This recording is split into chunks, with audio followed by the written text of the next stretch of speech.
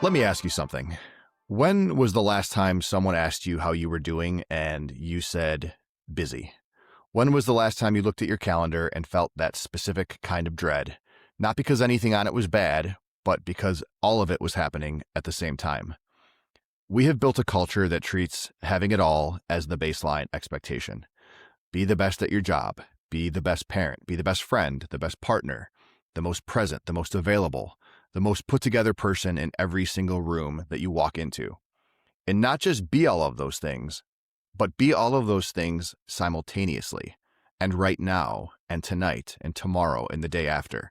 And if you can't, if something slips, if you're crushing it at work, but your house is a mess and you haven't called your best friend in 3 weeks, then we feel like we failed, not by anybody else's standard, but by your own. My guest today, Valeria Gutowski, has lived that.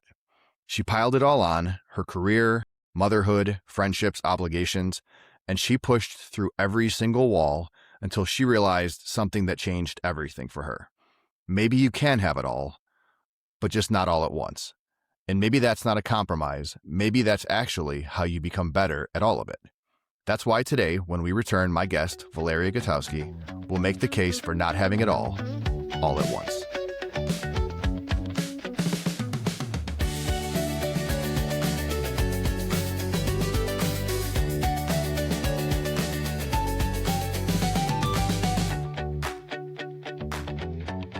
Welcome back to The Case For. I'm your host, Matt Campobasso. Today's guest is someone who has spent her career at the highest levels of finance and accounting, and who has lived up close and personally the cost of trying to be exceptional at everything all at the same time.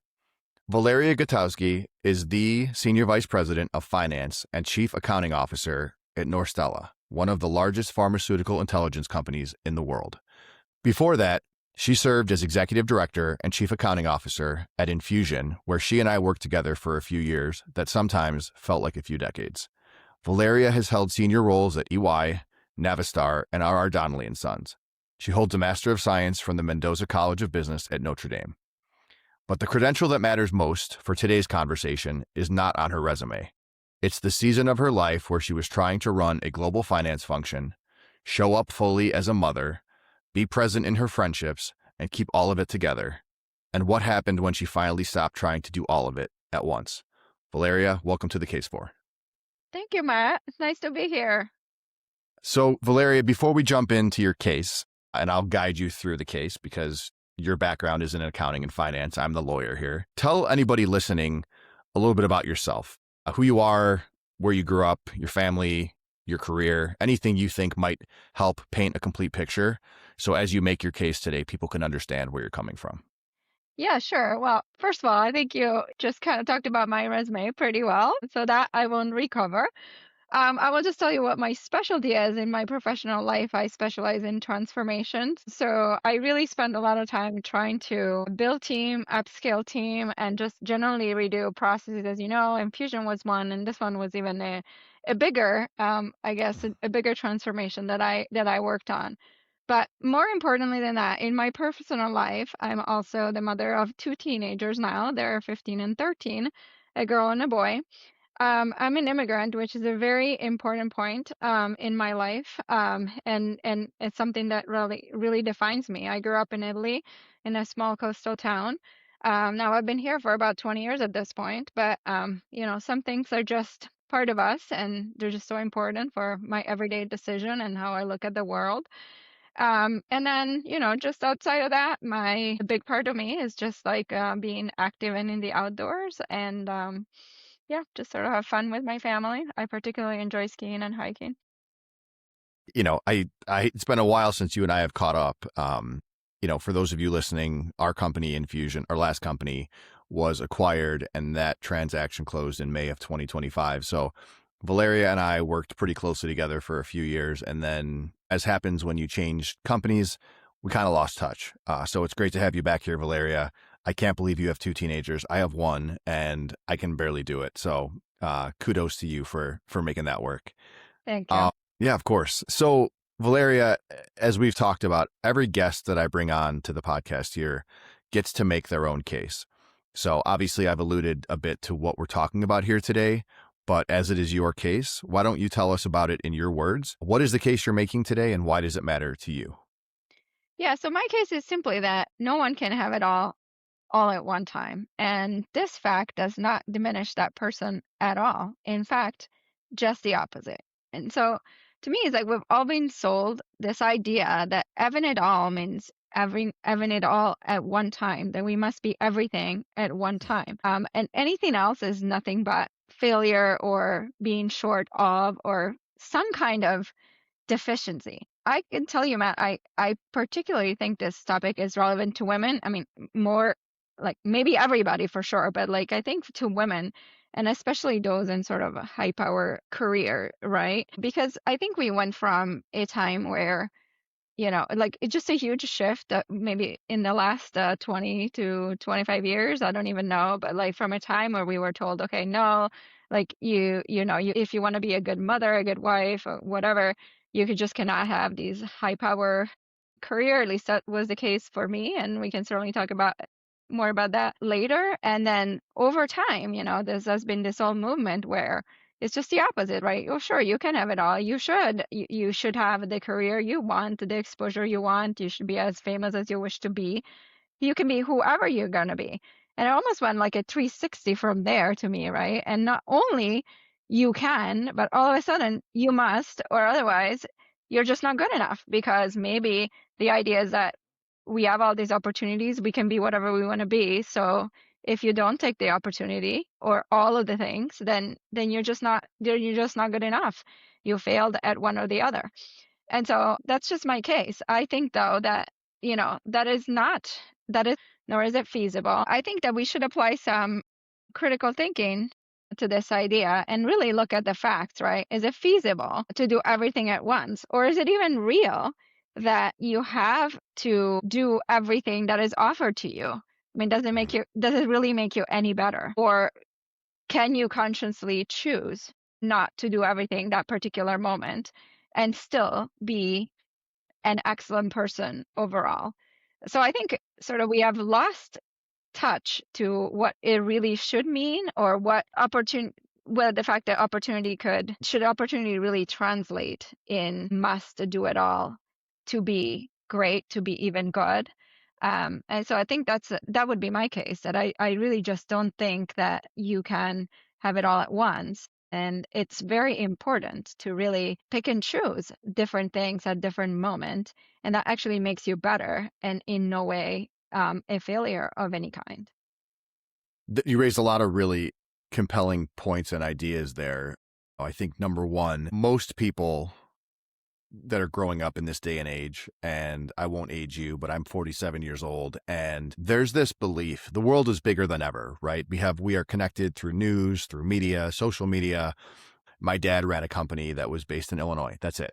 They didn't have a London office, and you hear that or you see that in a movie and you think, wow, that the world, and a lot of companies are like that now. And if you are successful and you are promoted and you evolve, like we both have been in our careers, I know we've worked hard, the world gets bigger. And as the bigger the world gets, the more opportunity is presented. And I think there's this belief that there's opportunity or there's potential. And if you don't take advantage of it, you are somehow letting yourself down or your family down. And that can be really difficult. And that's not even to consider the points you made that are obviously unique to you or any females who are moms or considering being moms. That's an entirely different dynamic from a gender perspective. So it is hard because I, for example, feel like if I have an opportunity, I need to take it and I need to make the most of it. And I am absolutely one of those people that a lot of people around me, I hear this pretty regularly. How do you do it all? How do you do all of that? And sometimes I stop and I think about it.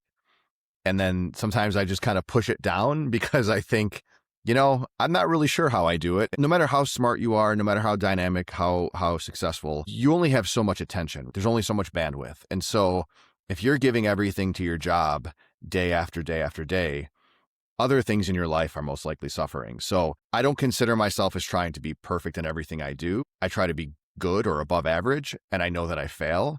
But there's a degree of grace that comes with that. And I think that's the thread when you reached out to me on this topic and I started thinking about the idea of not needing to have it all at once. You can have it all, but be thoughtful about what's right for you right now. I started thinking about the concept of showing myself grace and accepting myself for who I am. So without getting too deep into that, I want to move in next to our exhibits. So Valeria, if you've listened to the show before, what I do right now is I will walk through a handful of exhibits.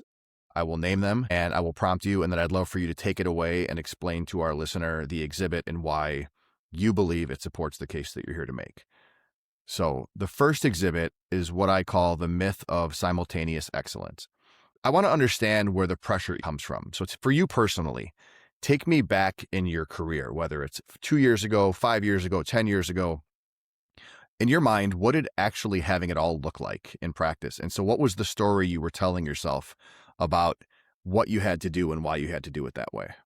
So when you asked to take you back, well, I really gotta take you back because for me, it all begins with, things that I sort of was seeing when I was a kid and how it evolved for me. So if you ask me, okay, what is it for you to have it all? And for me, it would be, I could tell you simply, okay, well, I would like a super successful career. I always wanted to like sort of climb the corporate ladder, so to speak. I never even knew what that meant until like maybe a It just couple of years ago. sounded fun, right? Right. It sounded fun. Like I just wanted my briefcase and get on a plane, which I didn't take money when I was a kid, right?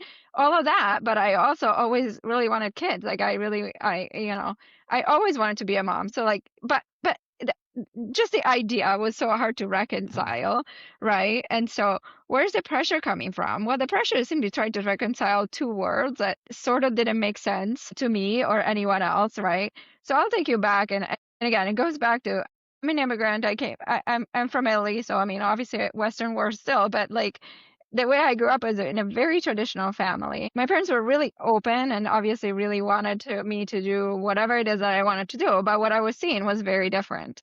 And so like my mom, she was a preschool teacher. She was at home most of my life. My family was super traditional. Like my grandpa was still getting served dinner before everybody else, and nobody started to eat. These are all true things that I lived in my life every day. Like my mom's family, she had a sister and a brother, and her sister were sort of discouraged from even looking into college or anything like that. Well, their brother was like being encouraged to go to medical schools.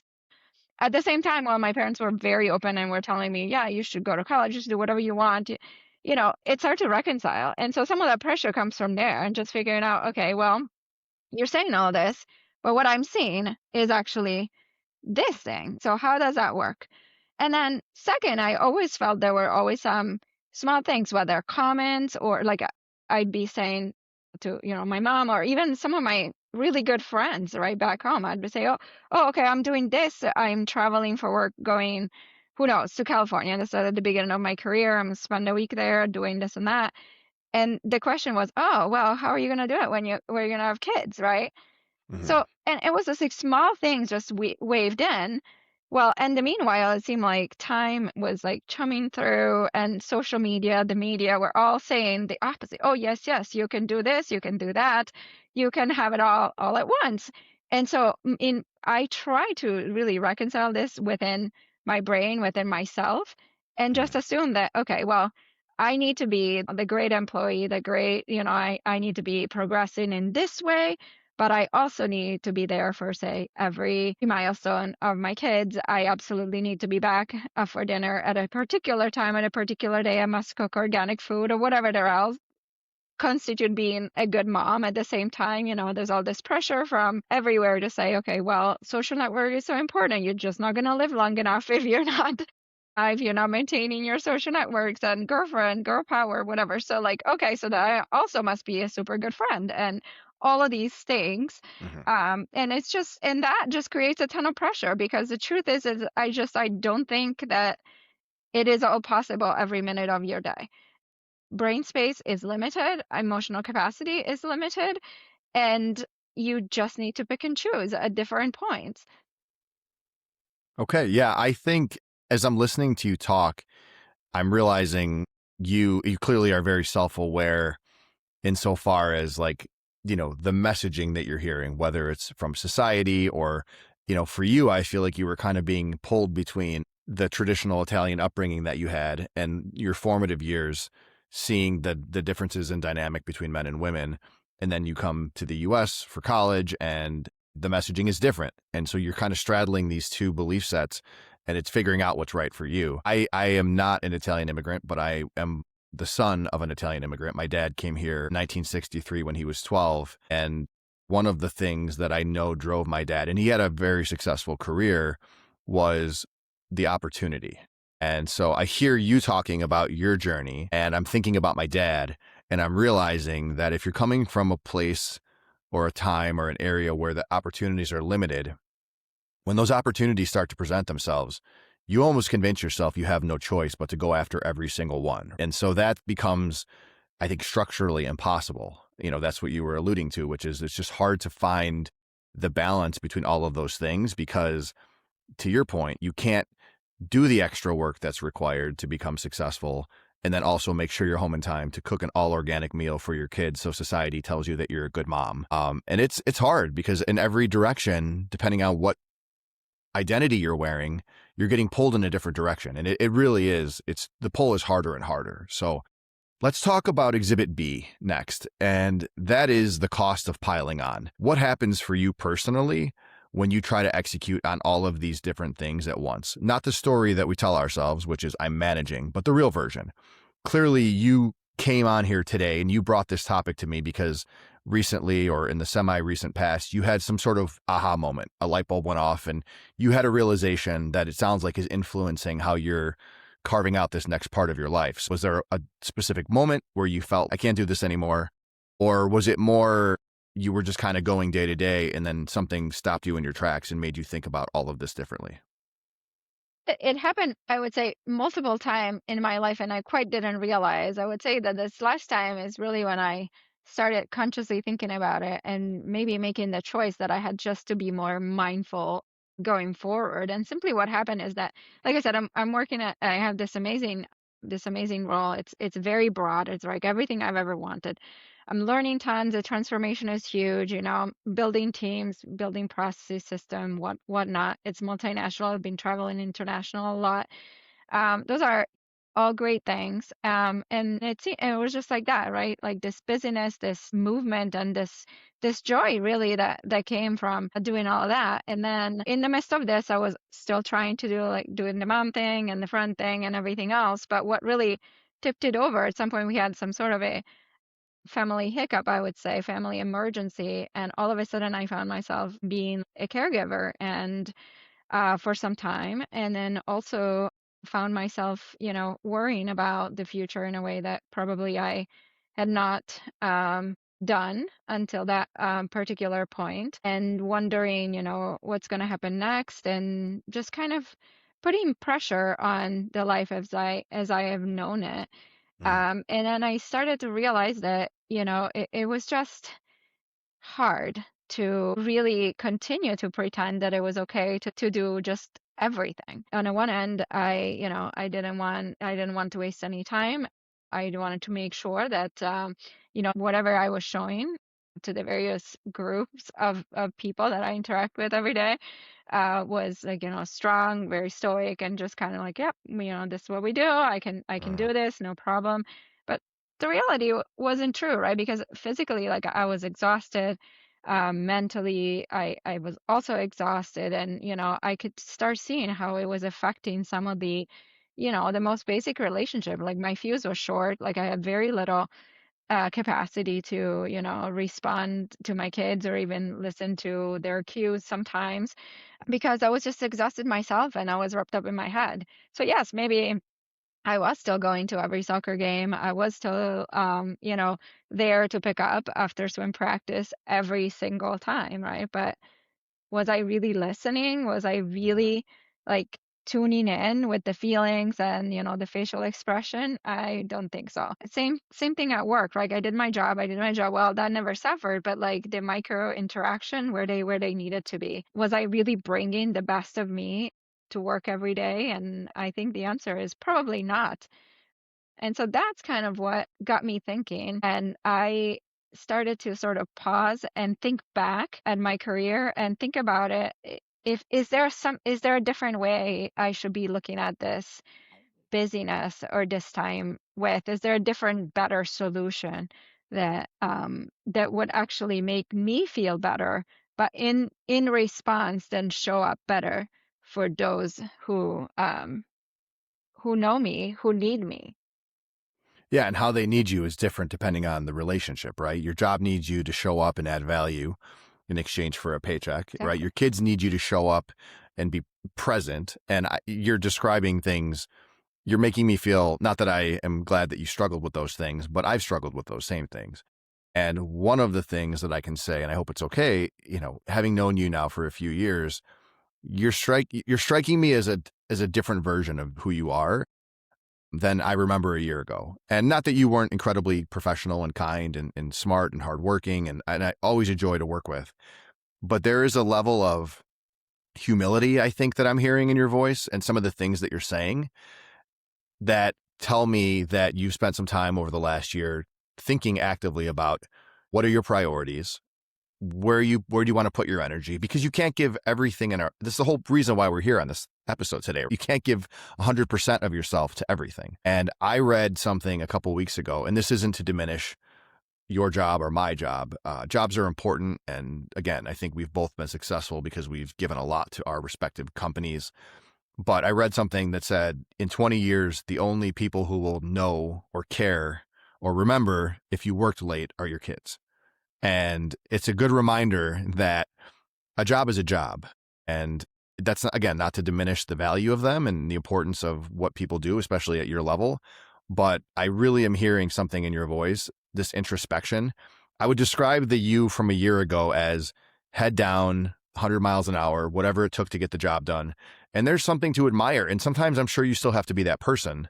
But I'm really, as your friend, I'm really happy to hear you talking about these things this way, because I think with that humility comes the ability to show yourself grace, and we all deserve that. So, sorry for the detour there, but I couldn't not say those things. No, but I agree. But that's just it, Matt. Like, it's not like I don't go 100 miles an hour. It's just Mhm. like, it's just about knowing when to push the gas, right? Exactly. You're right. You can't do it all the time. You're going to burn out the engine. Yeah. There's a reason why it's called burnout. So let's move to Exhibit C. So Exhibit C is what I call the seasons framework. And so I think we just heard from you, and I wholeheartedly agree. Doing it all at once is not the answer. So what is the answer? Because I want to be careful. Seasons can sound like a nice word for giving up. Oh, this is my me season. I'm not going to care about anything or anyone. That's not the point here. And I don't think that's what you're saying. So break this down for me. What do you, when you think about balancing seasons and where you are in your life and what's your priority and where you put most of your energy or the majority of your energy, what do you mean by that? And how did you start thinking about your life in that context? I think season can be many things, right? It doesn't have to be a specified period of time. I don't look at it from a chronological perspective. I look more so at it by from a criticality perspective, right? Mhm. Right now, when what is most critical for me to get done, what's going to give me the most joy, or simply what needs to be done that requires most of my attention, and something's going to go badly wrong if it doesn't happen that way, right? And so, what does that mean? It could be hours, it could be days, could be weeks, or could be a season of life. So, for example, for instance, you have a very specific, very important deadline at work, just to pick on that for, we Mhm. mostly talked about the family part, but like maybe sometimes there's some moments at work where you're just gonna need to, get through a board meeting or whatever, a plan, and you just need to get it done. So I think that that requires a lot of attention, a lot of effort. So maybe that season is that, well, maybe you're just not going to cook an organic meal from scratch every Mhm. night. And guess what? Your family is going to survive if you order, maybe potbelly a couple of times. Sure. Or, maybe on Saturday morning you're really exhausted and maybe you don't feel like going to the 50th soccer game, right? And Mhm. that's okay. And I think it's about deciding, okay, for this small period of time, this is important to me. I want to get it done. And so someone else will just have to wait. And not that you're not there still, because if I don't, for instance, back to the Potbelly example, right? Okay, well, I ordered in. It's not going to change anything on their health or their life or anything. I can have something left to talk about at dinner. Instead, if I try to, okay, I'm working until 6:30 now, I'm going down, I'm going to chop all my vegetables, I'm going to do all that. I got Hmm. nothing left when it's time to sit down and eat, right? And maybe that'll even be better because frankly, pot belly is probably better than my chicken.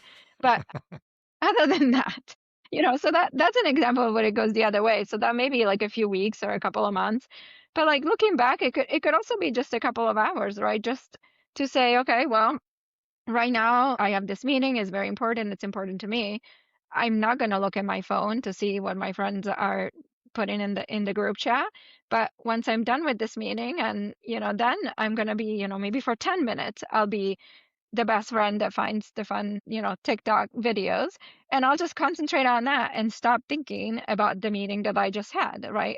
I just don't go and cross those two things. And then sometimes broadly, right? Like, did I really do my life in a different way now or did I really look at it in a different way?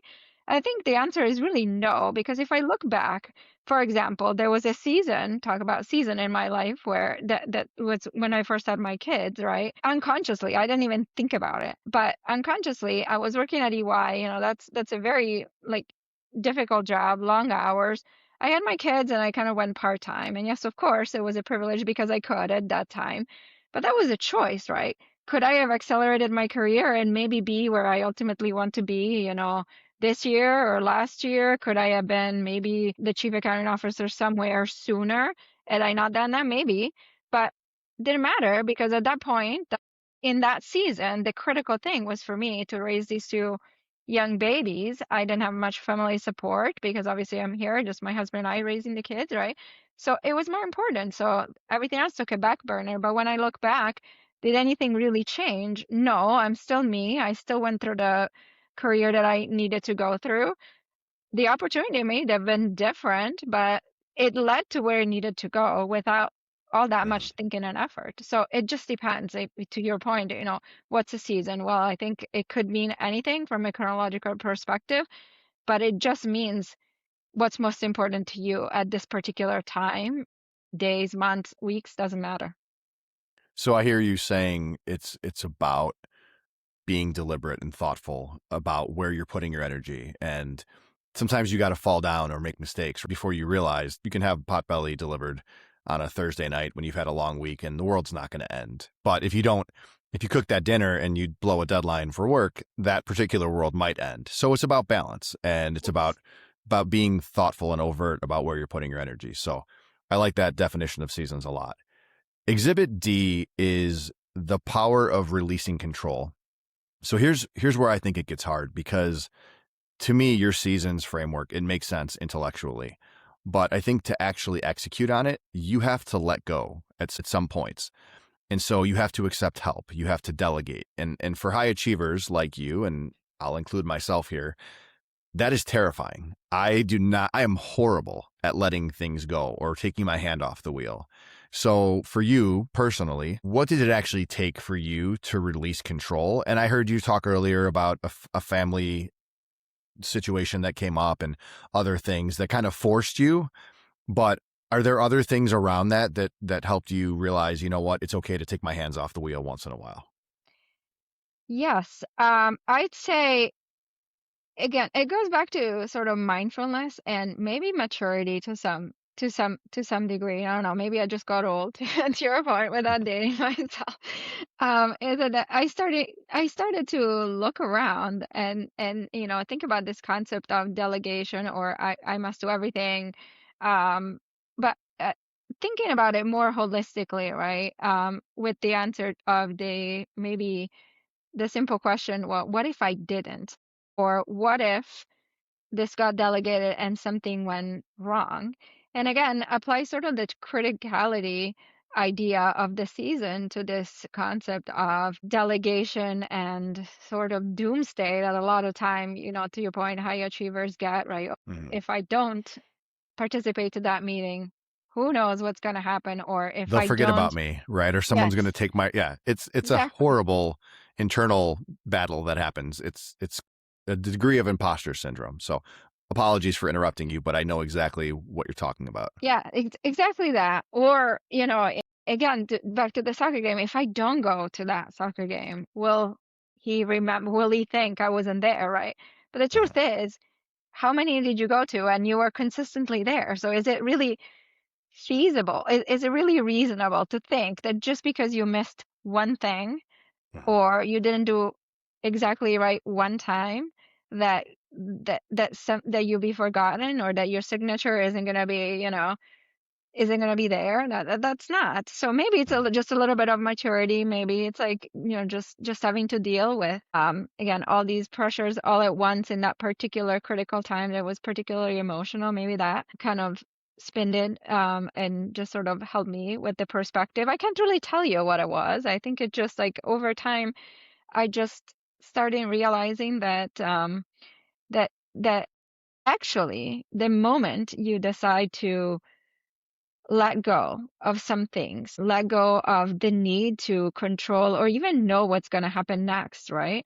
And let life sort of go on, is the moment where you can actually be most effective. And I'll tell you one more. I was doing a yoga class, and I had listened to this to the instructor said a quote that really struck with me, and I tried to apply, and that was this concept of trying easy, right? Okay, so I'm still trying, I'm still me, I'm still showing up, but I'm not struggling so much to control everything. Mhm. I can just try easy. Did I do my best today? Yes, great. That's all you were asked to do, not above and beyond. I find that once I did that, once I kind of let go of this control, I was actually being more effective. Like, people were responding better. I found that I actually had more thoughtful arguments or discussions to be, Mhm. to contribute in meetings. I could listen better to what my kids were going to tell me, right? And particularly that, like, especially with teenagers, sometimes, the minute I say something, you think you're listening, but you want to respond, you want to fix the thing for them. Yep.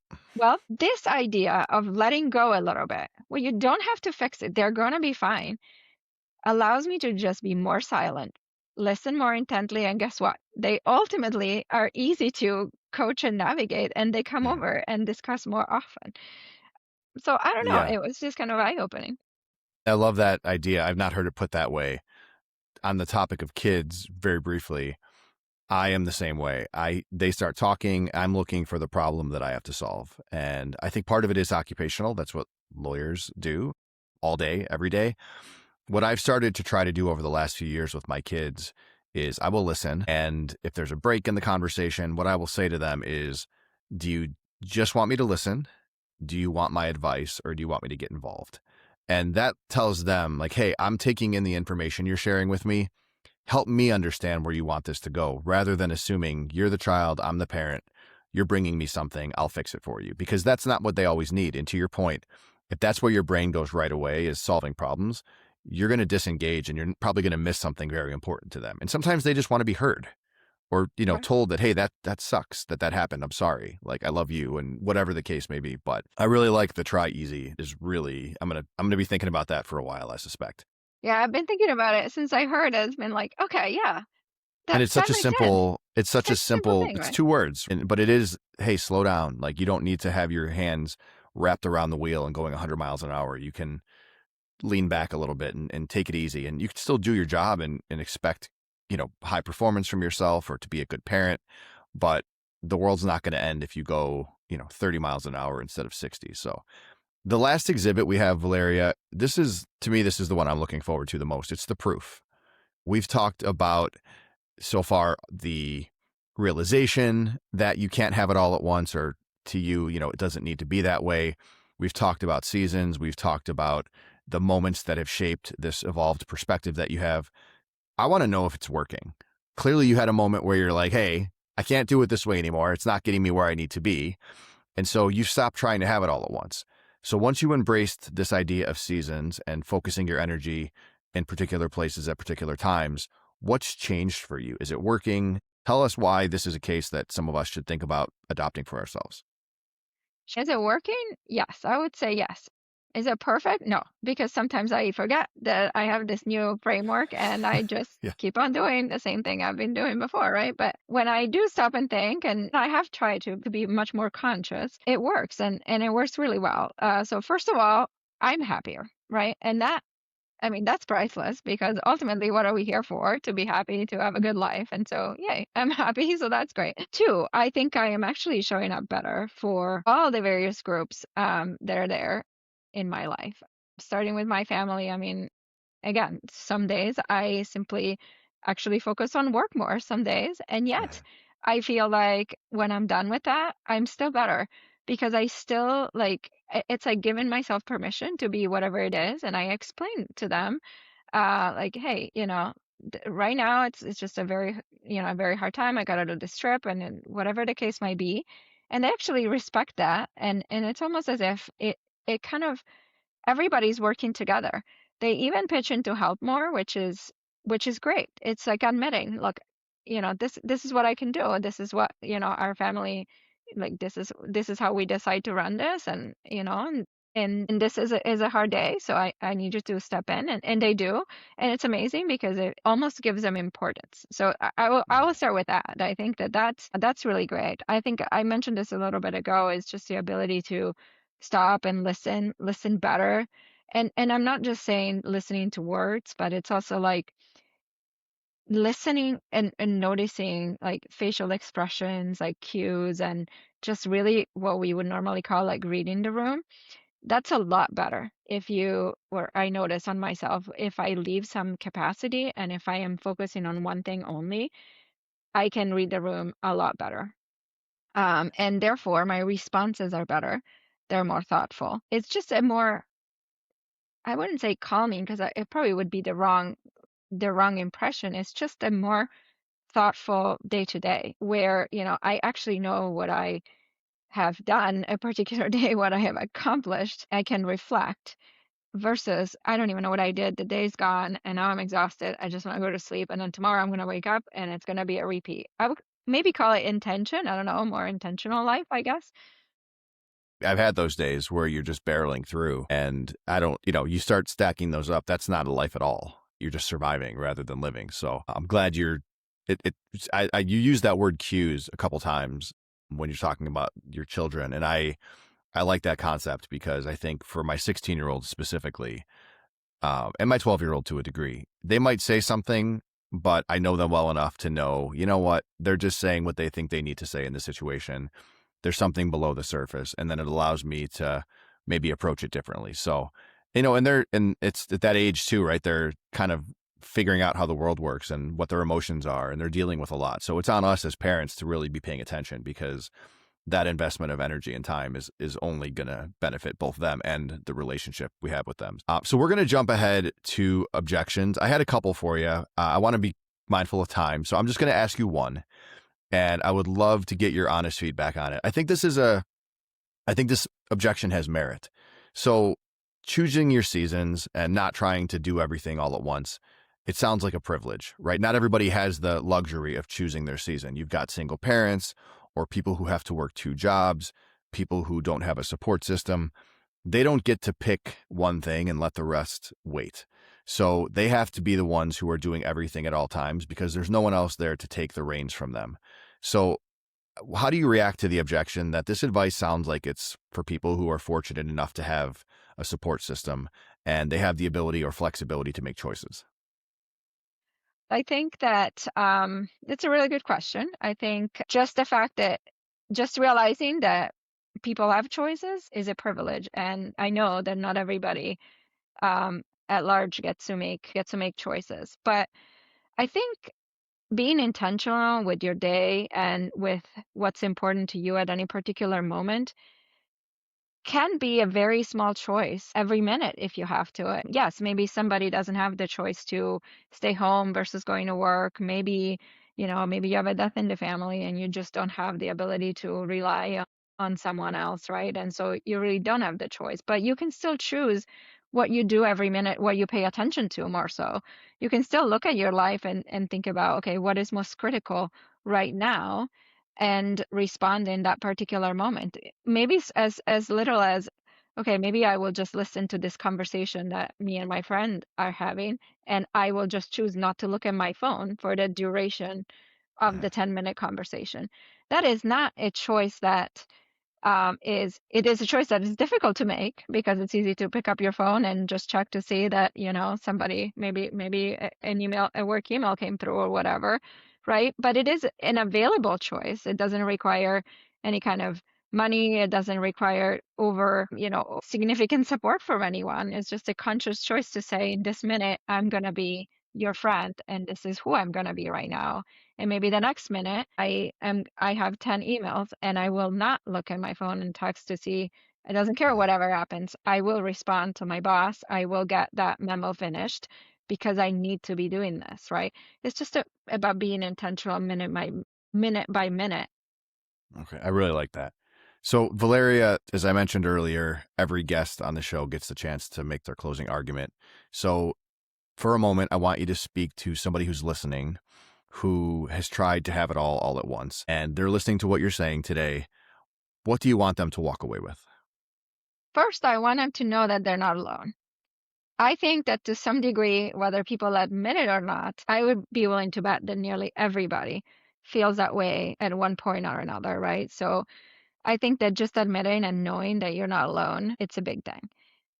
Two, I would want them to know that they have a choice. They don't have to feel that way. Sure, some days are going to feel harder than others, and I'm not going to say that mine don't, feel overly busy or unintentional a lot of the times. That is not the point, but you do have a choice and you can choose to look at it in a different way. I would say, let go of the fear of not being enough, because the fact is, if you try to have it all and be everything to everybody, you might just not end up being enough. You're not going to be the best of yourself.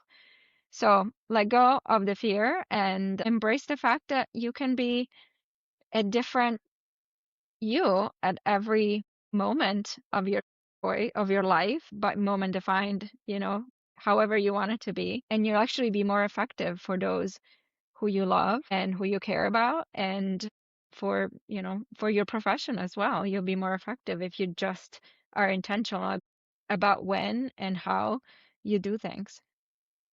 That's great. As we talked about, and as anybody listening might imagine, you and I kind of exchange thoughts and ideas for the episode before we start recording.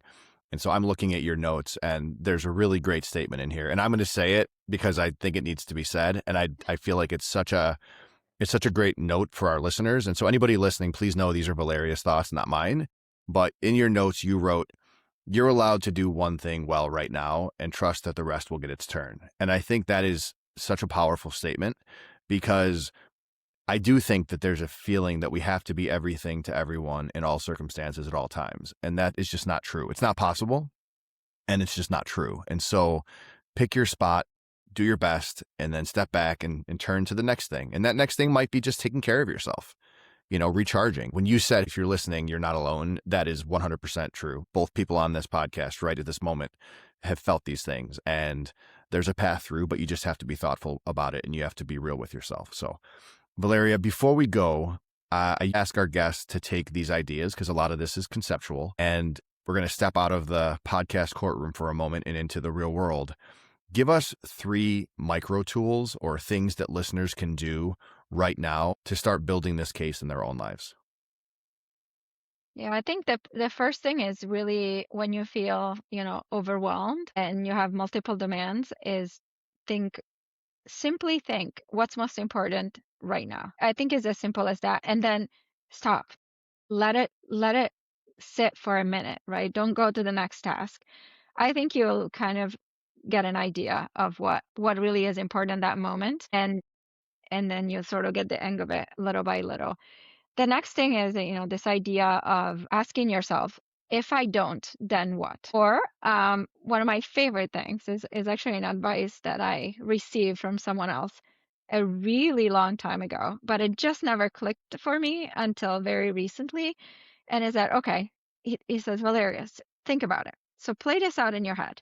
So this decision that you have to make, all of this that you got to do, so you do it well, fine. What if something goes wrong and somehow it doesn't work? What's the consequence of it 2 weeks from now? Then think about it a year from now, 5 years from now, 30 years from now. And if the answer is it's not going to matter a year from now or even 2 weeks from now, then then don't worry about it.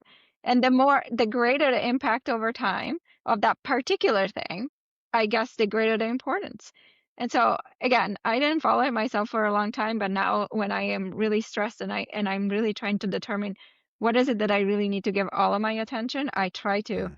project it out in the future like this. I think it really helps. It really sort of has this way of calming you down and helping you prioritize. Okay. Well, those are fantastic. I think seeing the big picture is such an important thing. And you said that it was great advice and you said he gave it to you. I wish it had been me that had given you that advice, but nonetheless, you got it. And that's the important thing. So Valeria, that is the case for. That is the episode. It means so much to me that you took the time to come on here and talk about these things. As your friend, I'm really happy for you. You seem to be at a place where, not that you weren't enlightened previously, but I feel like you're seeing things differently, and that's incredible. And it's to the benefit of your family and your children and the people that are lucky enough to work with you. And so I just want to say thank you for coming on and making this case. I think it's a case that a lot of people need to hear.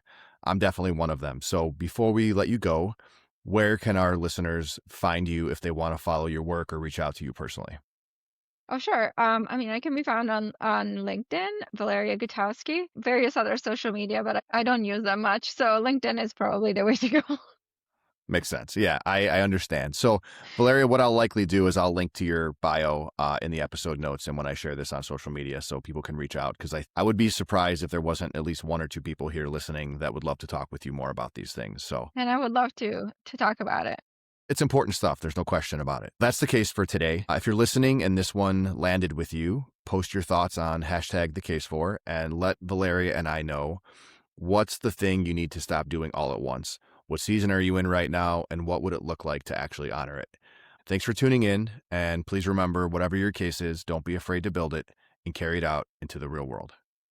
Thank you so much, Matt.